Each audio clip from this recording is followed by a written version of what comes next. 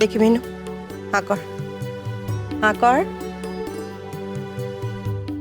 আমি আর খাবো না, খেতে পারছি না। না, এরম বললে তো হবে না মিনু, খেতে হবে, না খেলে শরীর ঠিক থাকবে না। নাও, হা করো। কি কি হলো তোর? চোখে জল কেন আবার? বোকা মেয়ে, খেতে খেতে কাঁদতে আছে। মা, মা আমি তো কখনো আমার নিজের মাকে দেখিনি। আমার নিজের মাকে মনেই নেই। আমার নিজের মা থাকলেও বোধহয় তোমার মতো আমাকে এত যত্ন করতো না। এই সমস্ত ইমোশনাল কথা বলে আমাকে বোকা বানাতে পারবে না। হ্যাঁ, বলতে পারবে না যে না খাবো না। নাও, হা করো। আমি সত্যিই খাবো না। না ঠিক আছে, এটা খাও।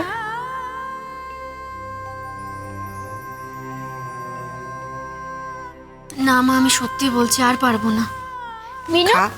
তুই তো আমার থেকেও বোকা। কোথায় বলবি আমি আর খেতে পাচ্ছি না, আমার খুব পেট ব্যথা করছে। ইস, তুই বৌমনিকে এই সমস্ত বলার জন্য শেখাচ্ছিস?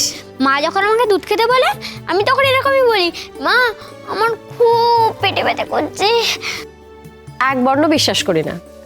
তখন আমি তেতো ওষুধের কথা বলি, বললেই পেট ব্যথা কমে যায়।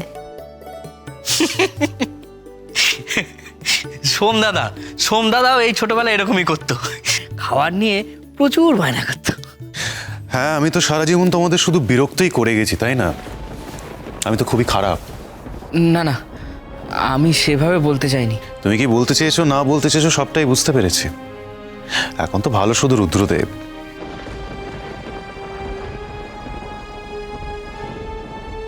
কি ব্যাপার সোম, সকাল সকাল আমার নাম ধরে ডাকাডাকি করছো? তোমার নাম ধরে ডাকাডাকি করতে আমার বয়ে গেছে। না, মনে হলো আমার নামটা শুনতে পেলাম। প্রশংসা করছিলে? My foot. কথায় কথায় রুদ্রকে অপমান করবে না সোম। রুদ্র কিন্তু তোমার থেকে বয়সে বড়, তোমার দাদা। আমি ওসব মানি না। থাক না জেম্মা, দাদা হয়ে আর কি হবে যখন বন্ধুই হতে পারলাম না।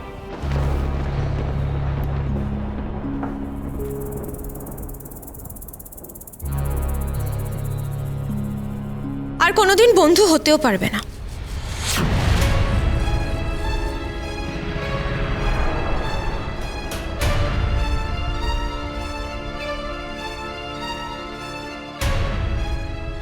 কারণ সোমের একমাত্র বন্ধু আমি, ও স্ত্রী জাহ্নবী। হ্যাঁ, কি স্ত্রী? তুমি নিজেকে সোমের স্ত্রী বলে দাবি করছো? আচ্ছা, হ্যাঁ, সেটা অবশ্য তুমি সবসময় করো। তুমি সোমের স্ত্রী, তুমি ভীষণই পতিব্রতা। কিন্তু মিনু তাহলে কে? না মানে, তুমি একবার মিনুর দিকে দেখো, একবার নিজের দিকে দেখো। কি বললে? সোমের স্ত্রী? শাখাপলা সিঁদুর কোথায়? কোনো চিহ্ন তো দেখছি না। কাম অন বৌদি, আমি কি পার্টিতেও এসব শাখা সিঁদুর এসব পরে যাব নাকি? অ্যাটলিস্ট আমি মিনুর মতো তো গেও নই না। জাহ্নবী, শাখা সিঁদুর আমাদের দেশের সংস্কৃতি, ঐতিহ্য। এসব পরলে কেউ গেও হয়ে যায় না। হোয়াট এভার, আমি অ্যাটলিস্ট সোমের ফিল্মের প্রিমিয়ার পার্টিতে ওই সব সেজে যেতে পারবো না মিনু। কি? সোমের ছবির প্রিমিয়ার আজ? হ্যাঁ বৌদি, তুমি যাবে? সেটা এখন বলছো সোম? জাস্ট যাওয়ার আগে? আগে তো একবারও কিচ্ছু বলনি। না মানে, আমি ভেবেছিলাম যে বাহ, ভালো। সোম, আমি যখন বিয়ে হয়ে এই বাড়িতে এসেছিলাম তখন তুমি সবে কলেজ শুরু হয়েছে তোমার। কত বন্ধুত্ব ছিল বলো তো তোমার সঙ্গে আমার? তোমার দাদা ভাইয়ের থেকেও বেশি বন্ধু ছিলে তুমি আমার। তোমাকে খুঁজে না পাওয়া গেলে কাম্মা আমাকে জিজ্ঞেস করতো, তিথি সোম কোথায়? ইনফ্যাক্ট আমার নিজের ভাই বিদেশে থাকে বলে তোমাকে নিজের ভাইয়ের চেয়েও বেশি ভালোবেসেছি সবসময়, তাই না কাম্মা? তাই তো। আজ সেই সোমের জীবনের সবচেয়ে বড় স্বপ্ন সত্যি হতে চলেছে, অথচ পরিস্থিতি এমন দেখো যে আমি... থাক, আমি বুঝতে পেরেছি। তোমরা কেউ আমার প্রিমিয়ার শো মানে আমার ফিল্মের প্রথম দিনে যাবে না, তাই তো? যাওয়ার মতো করে বললে নিশ্চয়ই যেতাম।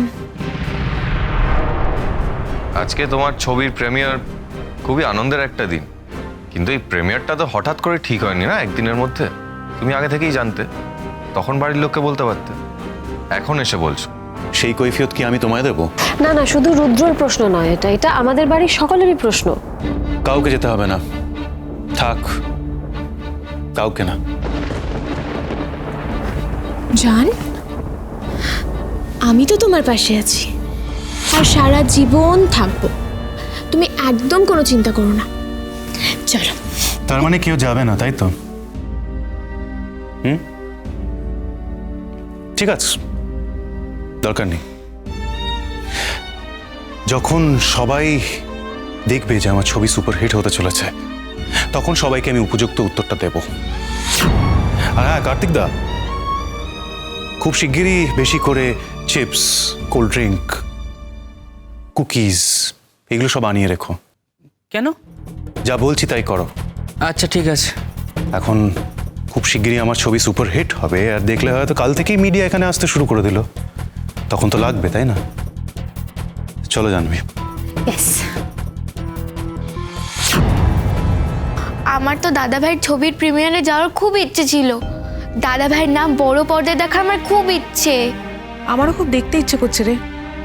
আফটার অল আমার ভাই হয় তো। যেতে তো আমারও ইচ্ছে করছে।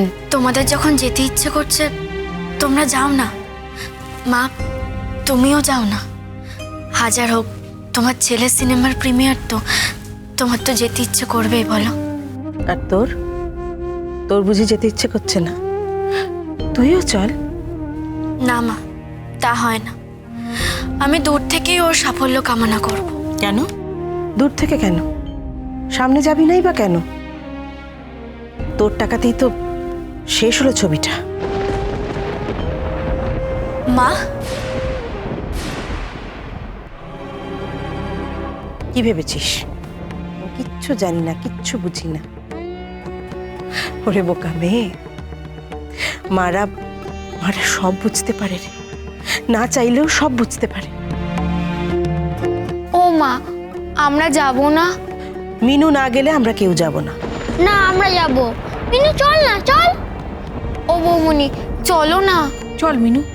মিনু চল না, চল না প্লিজ। কিন্তু ও তো আমাকে একবারও যেতে বলেনি। আরে সে তো আমাদেরও বলেনি, তাই বলে কি আমরা যাব না?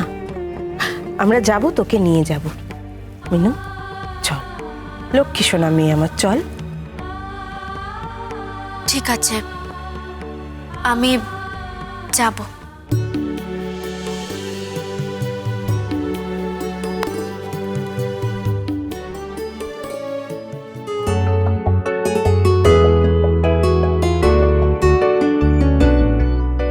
ইস, কতটা দেরি হয়ে গেল।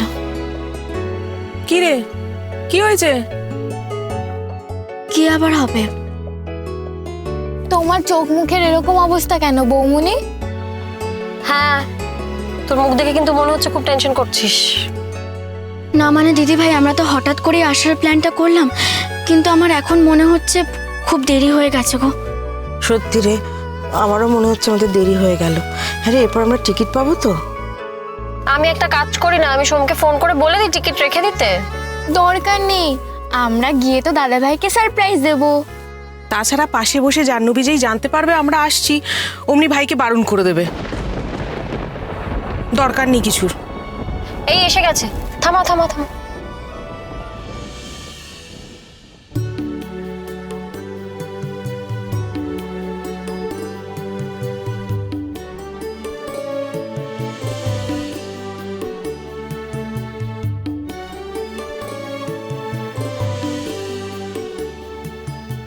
বাবা কি ভিড়! তাই তো দেখছি। না, ভিড় মানে তো ভালো, মানে প্রচুর লোক এসেছে সোমের সিনেমা দেখতে। সিংজি আসুন না একটু। আরে এত ভিড়, তো সোমকে তো দেখছি না কোথাও। হ্যাঁ, ভাইকে তো কোথাও দেখতে পাচ্ছি না। এই আমাদের সকলের জন্য একটু টিকিট কেটে আনুন না গিয়ে। ঠিক আছে।